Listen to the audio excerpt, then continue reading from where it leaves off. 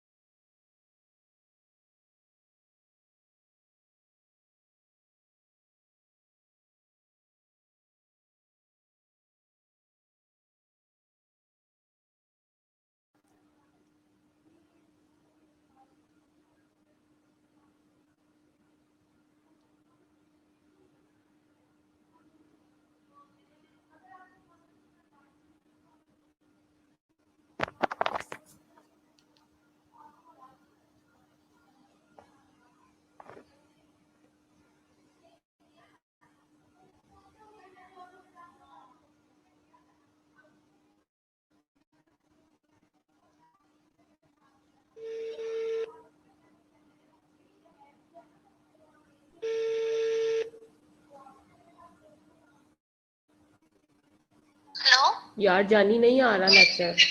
क्या मसला यार हो गया।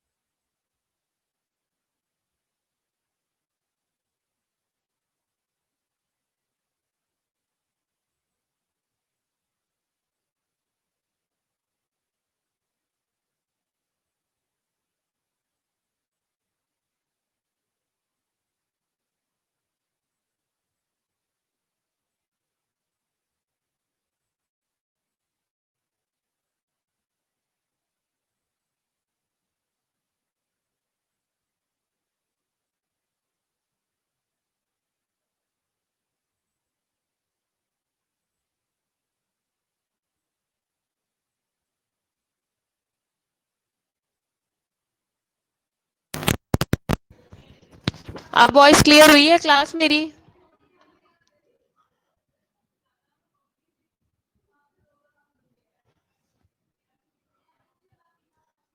अब कुछ बेहतर हुआ?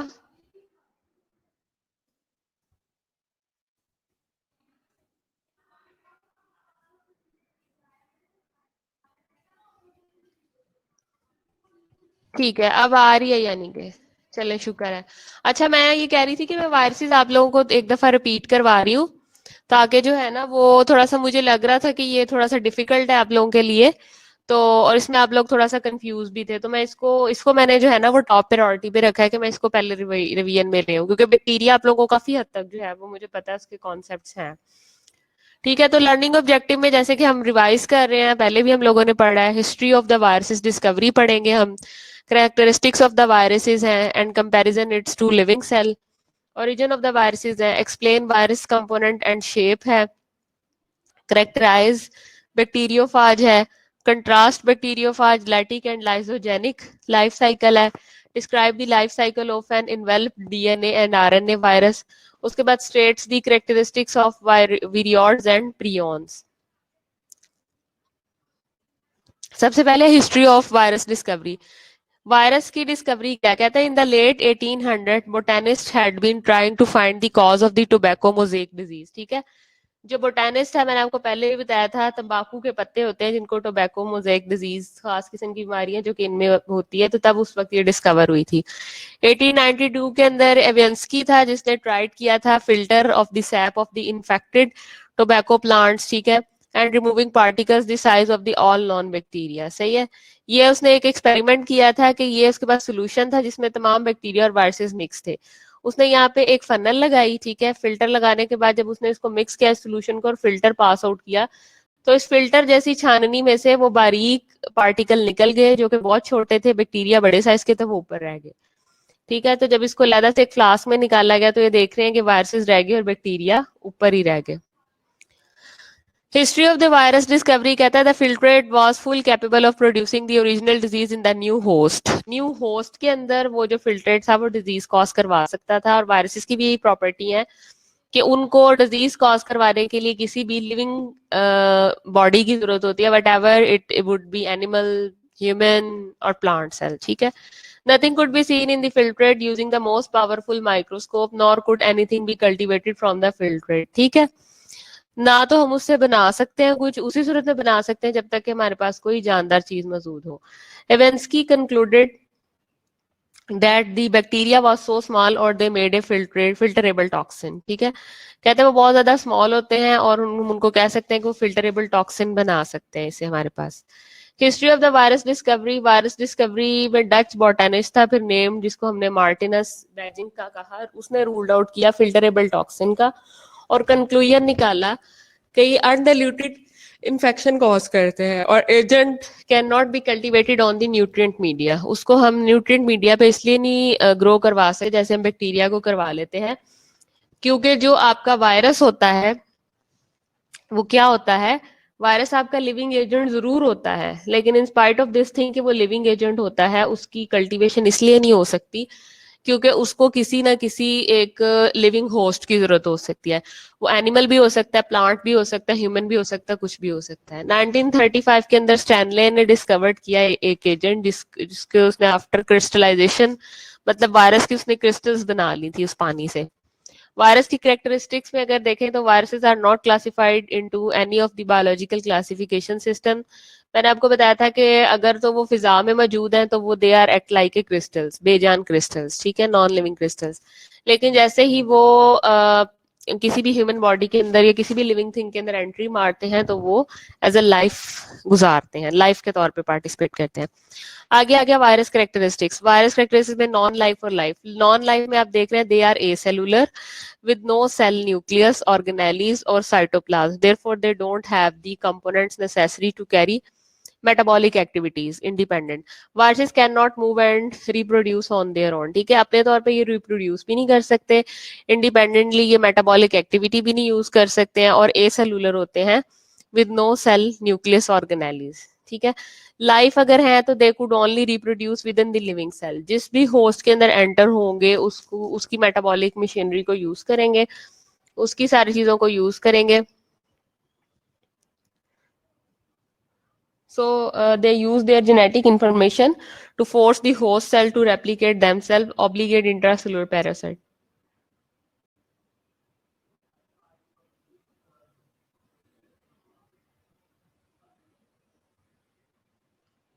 यानी आप ये कह सकते हैं कि जबरदस्ती ऑब्लिगेट इंट्रासेलुलर पैरासाइट्स क्या है? जबरदस्ती जो होस्ट की बॉडी को यूज करते हैं उसको बोलते हैं। आगे आ जाता है viruses size. Viruses are smaller, कहता है वायरसेस जो होते हैं वो बहुत स्मॉलर होते हैं देन बैक्टीरिया, बैक्टीरिया के मुकाबले में। Viruses are too small even to be seen by light microscope, ठीक है, लाइट माइक्रोस्कोप में भी नजर आते हैं। The biggest size virus is about 240 to 300 nanometre. जो बिगेस्ट साइज है वायरस का वो कहता है कि 240 टू 300 नैनोमीटर है, यानी 1/10 of the red blood cells. Size of the smallest bacteria कह सकते हैं।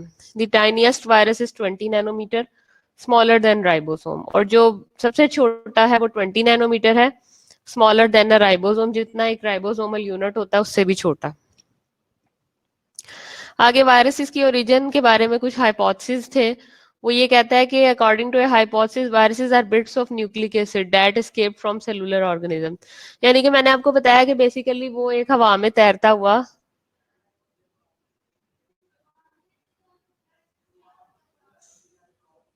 जेनेटिक मटेरियल है, ठीक है। जेनेटिक मटेरियल में आपके पास न्यूक्लिक एसिड भी हो सकता है। अगर तो वो किसी होस्ट सेल की बॉडी के अंदर एंटर हो जाता है तो मतलब वो उस मशीनरी को यूज कर रहा है, ठीक है। अगर वो होस्ट सेल की मशीनरी को यूज नहीं करता तो इट मीन्स कि वो एज ए सेलुलर लाइफ गुजार रहा है, ठीक है। तो एक ये क्या है, ये पीस ऑफ न्यूक्लिक एसिड होते हैं। Some traces are from animal cells, plant cells and bacterial cells. Their multiple origins explain why viruses are species specific. इनकी इसी ओरिजिन की वजह से हम ये देखते हैं कि क्यों वायरसेस जो हैं वो स्पीशीज स्पेसिफिक होते हैं, ठीक है। मल्टीपल ओरिजिन्स की वजह से, मतलब प्लांट में भी हो सकते हैं, बैक्टीरियल में भी हो सकते हैं, एनिमल भी हो सकते हैं। इसी स्पीशीज की वजह से ये स्पेसिफिक हो जाते हैं।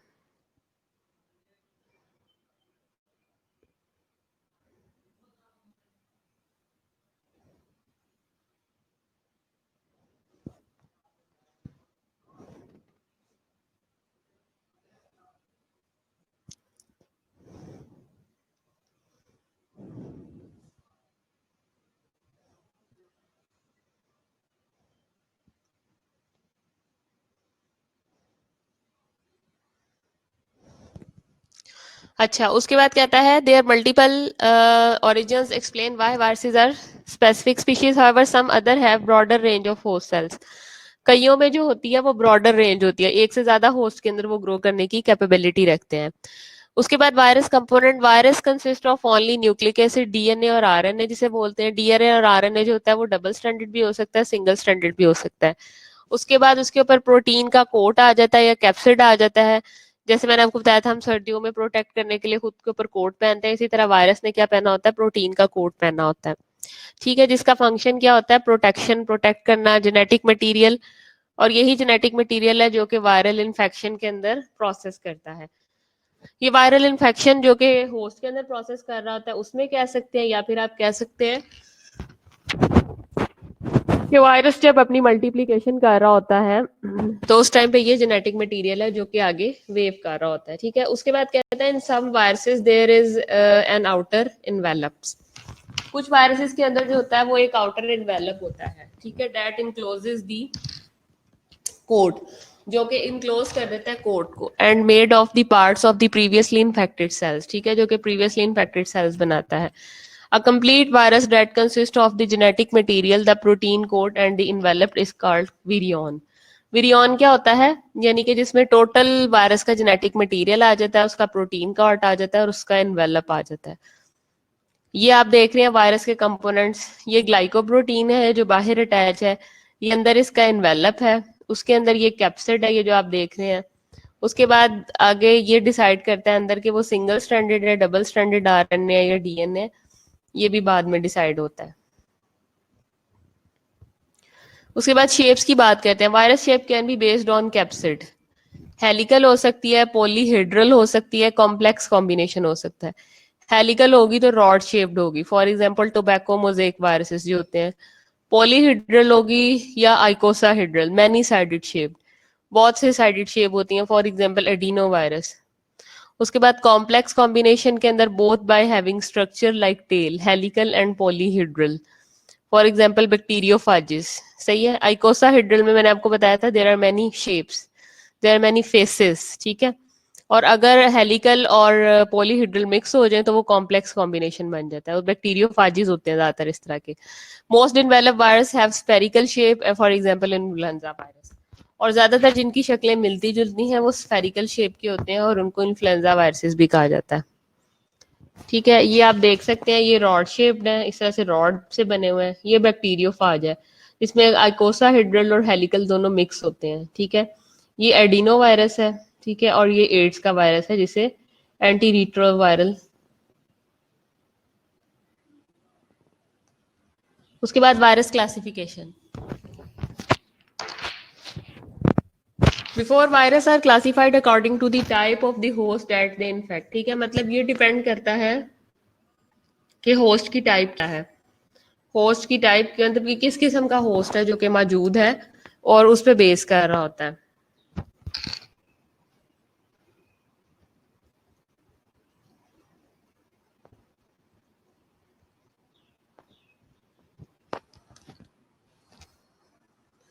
ठीक है, मतलब प्लांट है, एनिमल है, ह्यूमन है, इस पे डिपेंड करता है। द करंट सिस्टम जो होता है वो रिफ्लेक्ट करता है फिनोटिपिक कैरेक्टरिस्टिक्स को।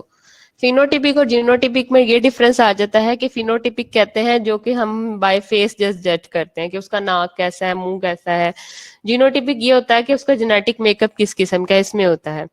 बाल्टीमोर क्लासिफिकेशन सिस्टम जो होता है वो डिस्टिंग्विश करता है वायरसेस को based on their method of replication, जो कि मेथड ऑफ रेप्लिकेशन पे डिपेंड करता है या जीनोम टाइप पे डिपेंड करता है। उसके बाद इंटरनेशनल कमेटी है ऑन टेक्सोनॉमी ऑफ वायरसेस, ठीक है। उसने इम्प्लीमेंट किए हैं रूल्स वायरस की नेमिंग और क्लासिफिकेशन के लिए इन 1919 के अंदर, यानी कि बहुत मतलब लेट कह लें कि इसकी सुनी गई थी कि वायरसेस को भी जो है वो नेम के हिसाब से जो है वो देना शुरू किए, नेम देना शुरू किए। तो तकरीबन 19 सेंचुरी के अंदर ये काम स्टार्ट हुआ था। तो इसमें जीनस होता है और दूसरी स्पीशीज होती है। जीनस लेवल के ऊपर और स्पीशीज लेवल के ऊपर जो है वो ये काम किए जाते हैं। अगर आप क्लासिफिकेशन का सिस्टम देखें तो उसमें एक स्पीशीज होती है और एक ऑर्डर होता है। जिन लोगों ने एफएससी शायद की है उन लोगों को आइडिया होगा कि जीनस और स्पीशीज जो होती है, मतलब सबसे लोअर लेवल जो होता है वो आपका कह लें सबसे लोअर नीचे वाला वो आपका आ जाता है उसके अंदर, स्पीशीज के अंदर। सबसे ऊपर तो वैसे आपका जो है वो ऑर्डर दरमियान में आता है, ऑर्डर सबसे ऊपर नहीं आता। ये 21 वायरसेस फैमिलीज है जो कि सिर्फ और सिर्फ इन्फेक्ट करती हैं आपकी ह्यूमन स्पीशीज को, जिसमें ये आप देख रहे हैं कोरोना वायरस जिसने आजकल बहुत तबाही मचाई हुई है। उसके बाद ये आपका क्या कहते हैं ऑस्ट्रो वायरस है, ये आपका जो है वो सेलुलर वायरस है, ये पैरा वायरस है, ठीक है, ये टोगा वायरस है, ठीक है। उसके बाद ये देख लें आप arenavirus, flavivirus, rhabdovirus, paramyxovirus है, ठीक है। उसके बाद ये भी एडिनो वायरस है, ये भी पैरो वायरस है, ये भी हेपेडिनो वायरस है, ये पेपो वायरस है, और ये पॉक्स वायरस है आपका। तो ये वो 21 वायरसेस हैं जो कि सिर्फ ह्यूमन फैमिलीज को या ह्यूमन स्पीशीज को ही इन्फेक्ट करते हैं। Bacteriophage, much of the knowledge comes from studying bacteriophage because they can cultured easily within the living bacteria. The virus which can bacteria eater, the viruses which can eat bacteria is known as bacteriophage। ठीक है, अब वो क्योंकि bacteria को खाते हैं लिहाजा bacteria की बॉडी के अंदर उनको हम कल्टीवेट भी कर सकते हैं, कल्चर भी कर सकते हैं उनको। Bacteriophage possess DNAs inside their capsid, protein head होता है। The capsid function has protection of their genetic material. Obviously यानी कि अंदर उसके क्या होगा, डीएनए होगा, आरएनए होगा, डबल स्ट्रैंडेड भी हो सकता है, सिंगल स्ट्रैंडेड भी हो सकता है, और बाहर उसके क्या है प्रोटीन का कोट होता है या प्रोटीन का हेड होता है। Their tail fibers are the base used to attach themselves to bacterial host cell।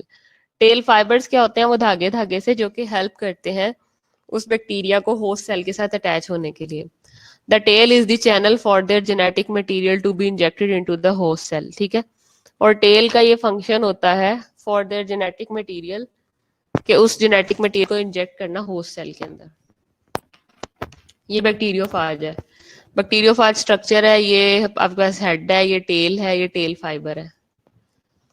ये देखें जरा, ये फाजिस डीएनए है, ठीक है, ये मैंने आपको लास्ट टाइम भी बताया था, ये इसकी टेल है। ये बैक्टीरियल क्रोमोसोम है, जो भी बैक्टीरियोफाज उसका बैक्टीरिया का यूज करेगा, ठीक है। लाइटिक साइकिल है, लाइजोजेनिक साइकिल है, ठीक है। लाइटिक साइकिल में वो बिल्कुल तबाह कर देता है होस्ट की मशीनरी को। लाइजोजेनिक साइकिल के अंदर वो फिर भी कुछ ना कुछ इंटीग्रेटेड करता है। इंटीग्रेटेड से मुराद क्या है, कुछ सुलह सफाई करता है कि चलो मैं उसके साथ मिलके बैठ जाऊं, थोड़ा हिस्सा उसको भी दे दूं, थोड़ा उसको भी दे दूं। लेकिन लटिक में वो बिल्कुल तबाही मचा देता है और न्यू सेल बनाता है। प्रोफाज स्टेज दोनों में आती है, ठीक है। बैक्टीरियल रेप्लिकेशन अगर बात करें, there are two types of bacteriophage replication, lytic and lysogenic cycle. In a lytic cycle, the virus destroy the host cell. It is a rapid process where the host cell undergoes lysis, ठीक है, जिसमें host cell जो है वो undergoes lysis जाता है। In a lysogenic cycle, the viral genome usually becomes integrated into the host cell. Lysogenic cycle के अंदर वायरल जीनोम जो होता है यूजुअली इंटीग्रेटेड होता है होस्ट सेल के अंदर। उसके बाद कहता है there are 5 steps in a typical bacteriophage lytic reproduction. Attachment A, virus will attach to a suitable host cell. Penetration है second step, the whole virus और only the genetic material nucleic acid will penetrate the cell cytoplasm. A bacteriophage capsid remains on the outer of the bacterial cell, whereas many viruses that infect animal cells enter the host cells intact, ठीक है। ये आप देख रहे हैं, ये landing हुई है, ये आके वायरस होस्ट सेल के पास लैंड किया है, ये पिनिंग कर रहा है यहाँ पे, ठीक है। फिर ये टेल कॉन्ट्रैक्शन, ये जो इसकी टेल है ये क्या कर रही है, ये कॉन्ट्रैक्ट कर रही है। फिर पेनिट्रेशन एंड अनप्लगिंग, यहाँ पे ये पेनिट्रेशन स्टार्ट करता है। उसके बाद ये जो इसका डीएनए है, फिर ये क्या करता है, ये इंजेक्ट करता है होस्ट की बॉडी के अंदर, ठीक है। ये सारा प्रोसेस है बैक्टीरियोफाज लाइटिक का। रेप्लिकेशन एंड सिंथेसिस हुई, वायरल डीएनए और आरएनए क्या करता है, डायरेक्ट करता है होस्ट सेल को to produce many copies of the viral nucleic acid and protein necessary for its replication. मतलब रेप्लिकेशन या सिंथेसिस का मतलब ये है कि इन्फेक्शन का प्रोसेस शुरू हो गया है। इन्फेक्शन होस्ट को होती है और वायरस के बच्चे पैदा होने शुरू हो जाते हैं, वायरस की आप कह लें कि वायरस की रेप्लिकेशन स्टार्ट हो जाती है। आगे आ जाता है assembly, the viral nucleic acid and proteins are assembled together to form a new infectious particles. उसके बाद है रिलीज, उसके बाद कहता है कि जो न्यूली जनरेटेड वायरल पार्टिकल्स हैं वो रिलीज होते हैं फ्रॉम द होस्ट सेल, वो होस्ट सेल से रिलीज होते हैं। ये वो पिक्चर है, स्टेप 1 में अटैचमेंट है, स्टेप 2 में पेनिट्रेशन है, स्टेप 3 में आप देख रहे हैं रेप्लिकेशन है, स्टेप 4 में असेंबली है एंड स्टेप 5 में रिलीज है। उसके बाद है लाइसोजेनिक साइकिल, इसमें क्या है, the infection will enter a latent period, यानी कि जब क्लिनिकल मैनिफेस्टेशन अपीयर होना शुरू हो जाता है। Host cell is not killed in this process, host cell कहता है कि इस प्रोसेस के अंदर किल्ड नहीं होता, but the viral nucleic acid will undergo genetic recombination with the host cell's chromosome. The integrated structure is called a prophage, और ये जो इंटीग्रेटेड स्ट्रक्चर है ये प्रोफाज कहलाता है। When the bacterial DNA replicates, the prophage also replicates. जब bacterial DNA replicate करता है तो prophage भी replicate करता है। prophage आपको पता है लाइटिक में भी बनता है, लाइसोजेनिक में भी बनता है। उसके बाद certain external conditions such as UV light, X-rays cause virus to revert to a lytic cycle and then destroy their host, और फिर वो host को destroy कर देते हैं। ये आपके पास attachment है, penetration है, integration है, ठीक है, फिर ये replication आ जाती है। उसके बाद आ जाता है replication of an enveloped DNA virus. Enveloped virus has a different way of infecting eukaryotic cell. Enveloped virus क्या होते हैं, जिनके गिट प्रोटीन का कोट होता है, कहता है वो डिफरेंट वे से जो है वो होस्ट सेल्स को या यूकैरियोटिक सेल्स को इन्फेक्ट करते हैं। After attachment to a host cell's receptor, some enveloped viruses fuse with the animal cell's plasma membrane. The viral capsid and nucleic acid will then release into the animal cell. Simple क्या होता है, eukaryotic cell के ऊपर जब वो जाके attach करते हैं तो वो टारगेट करते हैं उसकी प्लाज्मा मेम्ब्रेन को, उसकी प्लाज्मा मेम्ब्रेन की जो सख्ती है उसको हटाते हैं और अपने कैप्सिड और अपने न्यूक्लिक एसिड को वहां पे पेनिट्रेट करने की कोशिश करते हैं, धंसाते हैं वहां पे। उसके बाद enveloped virus penetration step, some viruses enter the cell through the endocytosis. ठीक है, ये आप देख रहे हैं कि रिसेप्टर साइज है और ये बीच में आके जो है वो रिसेप्टर की साइड के ऊपर इसने धंसना शुरू कर दिया, एंडोसाइटोसिस स्टार्ट कर दिया। In this process, the plasma membrane of the animal cells invaginate to form the membrane-bounded vesicles that contain virus. ये इन्वेजिनेशन है, ठीक है। ये मेम्ब्रेन बाउंडेड ऑर्गेनेलीज हैं जो कि क्या बनाती हैं, पूरी की पूरी एक थैली सी बना देते हैं, जिस प्रोसेस को एंडोसाइटोसिस बोलते हैं। ये पेनिट्रेशन का स्टेप है, ठीक है। और ये सेमलिक फॉरेस्ट वायरस है, स्पेसिफिक है, जो कि इस किस्म की एंडोसाइटोसिस के थ्रू इन्वेजिनेशन करता है। ठीक है। इन्वेलप्ड डीएनए वायरसेस का दूसरे स्टेप में the viral DNA will be replicated and transcribe by host cell. Host cell के थ्रू वो ट्रांसक्रिप्शन होती है उसकी। After viral gene are transcribe, मैंने आपको बताया था कि रेप्लिकेशन के 3 मेजर स्टेप होते हैं, ट्रांसक्रिप्शन, ट्रांसलेशन और तीसरे एंड पे क्या आ जाता है, फॉर्मेशन ऑफ प्रोटीन। ठीक है, तो ट्रांसक्रिप्शन डीएनए वायरसेस के अंदर थ्रू होस्ट होती है। After genes are transcribed, the viral structure proteins are synthesized through translation outside the nucleus. Transcription के बाद क्या आ गई, ट्रांसलेशन। उसके बाद the new virus particles are then assembled, फिर वो नए नए जो बने हुए बच्चे होते हैं वो एक तादाद में एक लाइन में खड़े होना शुरू हो जाते हैं। Enveloped virus obtain their glycoprotein spikes on the envelopes by picking up fragment of the host plasma membrane as they leave the infected cell. ठीक है, अब वो होस्ट सेल से खुराक ले रहे होते हैं जो नए बच्चे जो बने होते हैं, या जो नए वायरस या जो नई फ्रेगमेंट्स बने हुए होते हैं। लेकिन मेजर जो रेप्लिकेशन का प्रोसेस है वो यही है, ट्रांसक्रिप्शन होती है, ट्रांसलेशन होती है, रेप्लिकेशन होती है, ठीक है, एंड फॉर्मेशन ऑफ प्रोटीन।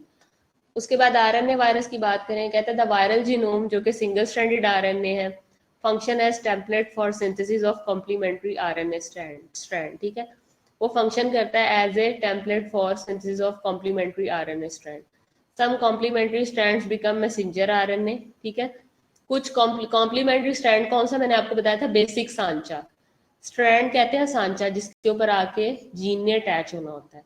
तो पहले क्या आ गई, पहले जैसे कि पहला स्टेप हमारे पास क्या है, जो ट्रांसलेशन इस प्रोसेस में हो रही है वो मैसेंजर आरएनए करवा रहा है। इस प्रोसेस में भी आपके पास ट्रांसक्रिप्शन होगी, ठीक है, लेकिन ट्रांसक्रिप्शन के फौरन बाद ट्रांसलेशन मैसेंजर आरएनए करवाएगा। Viral genome RNA are made using complementary strand, वो कॉम्प्लीमेंट्री स्ट्रैंड यूज करता है जो वायरल न्यूक्लिक एसिड होता है, वायरल जीनोम होता है। After translation assembly and release step be done in proper sequence, वो स्टेप इसके अंदर भी फॉलो किए जाएंगे।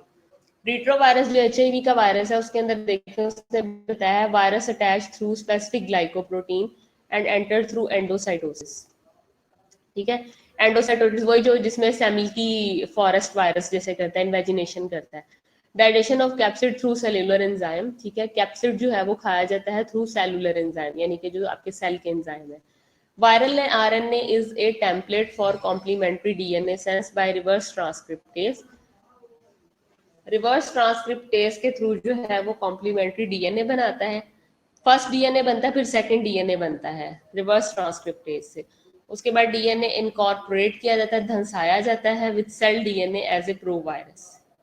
The genes are replicated, transcribed and translated. ठीक है, वही जो स्टेप है, replication, transcription, whether start from transcription, translation, replication and release. ठीक है, build the component for the RNA virus assembly before being released, और फिर एक लाइन में भी उनको खड़ा करना है, असेंबली भी करवानी है।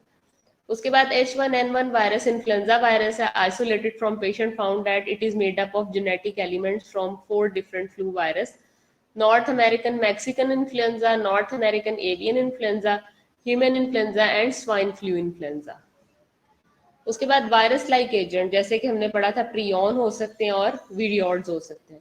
Virus is considered as the smallest living non living microbe, however there are even smaller infectious agents found, viroids and prions. Viroids क्या होते हैं, 1961 an infective agent in potatoes has been discovered. ठीक है, the agent is called viriod and it is smaller than virus with no protein codes. ठीक है, मतलब एक तो ये कि वो वायरस लाइक होते हैं, वायरस से उनका साइज छोटा होता है, लेकिन उन्होंने एक प्रोटीन का कोट पहना होता है, ठीक है। Viroids are infectious RNA particles that may cause plant disease by interfering with messenger RNA processing, ठीक है। आलूओं के अंदर फर्स्ट टाइम ये डिजीज पैदा हुई और आलूओं में डिजीज पैदा होने की वजह से हमने आइडेंटिफाई किया कि ये विरियोड्स हैं जो कि प्लांट सेल के अंदर स्पेसिफिकली मौजूद होते हैं। Prions are infectious particles made of protein, basically ये प्रोटीन की बनी होती है। वायरस भी बेसिकली प्रोटीन के ही बने होते हैं क्योंकि उनका भी बेसिक पार्ट न्यूक्लिक एसिड होता है, लेकिन ये proteins are not good protein. Research indicates that prions are normal protein that becomes folded incorrectly, होती तो नॉर्मल है लेकिन वो इनकरेक्टली क्या होना शुरू हो जाती है, फोल्ड होना शुरू हो जाती है। Prions could cause neurological degenerative disease, ठीक है। प्रियॉन्स जो होती हैं वो कॉज करती हैं न्यूरोलॉजिकल डिजेनरेटिव डिजीज, जैसे कि मैंने आपको मैड काउ का बताया था मैकडोनल्ड्स के अंदर या दूसरी ऐसी जगहों पे, ठीक है, such as cow disease and scrapie, ठीक है। तो ये डिजीज कॉज करती हैं। ये थी आपकी prions and viroids. Now is there any question? इसमें से आपका जो है ना वो पेपर भी आना है, मैं अभी बता रही हूँ, लिहाजा इसको घोल के पी ले। और ये आपने अच्छी तरह याद करने हैं वायरसेस। अगर अभी कोई क्वेश्चन है तो मुझसे पूछ लें। Clear your concept?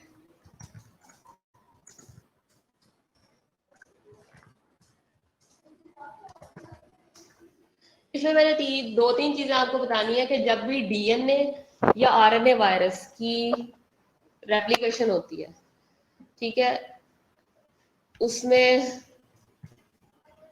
उसमें ये है कि आपने आपकी जो है वो सबसे पहले आ जाती है ट्रांसक्रिप्शन, फिर ट्रांसलेशन, ठीक है, उसके बाद रिलीज और फॉर्मेशन ऑफ प्रोटीन सिंथेसिस, उसके बाद उस प्रोटीन की सिंथेसिस के बाद उसकी क्या हो जाती है, उसकी रिलीज आ जाती है, फिर वो बॉडी से निकल जाती है, ठीक है, और होस्ट की बॉडी में एंटर हो जाती है, वहां पे वो पैकिंग करती है। पैकिंग करने के साथ साथ क्या करती है, बेसिकली ह्यूमन के अंदर तो वो डिजीज कॉज कर रही है, जिस होस्ट के अंदर ये प्रोटीन या ये वायरस जो मौजूद है उसके अंदर तो वो डिजीज कॉज कर रही है, लेकिन डिजीज कॉज करने के साथ साथ वो उसकी न्यू न्यू प्रोफाइल्स बनना शुरू हो गई हैं। न्यू प्रोफाइल बनने से मुराद क्या है, उसकी अपनी जो है वो क्या कहते हैं, कॉपीज बनना शुरू हो गई हैं, ठीक है। तो इस वजह से जो है,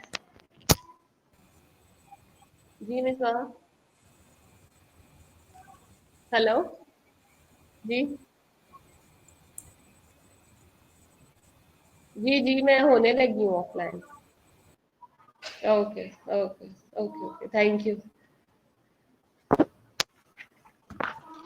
ओके थैंक यू क्लास, इसको अच्छी तरह पढ़ लें।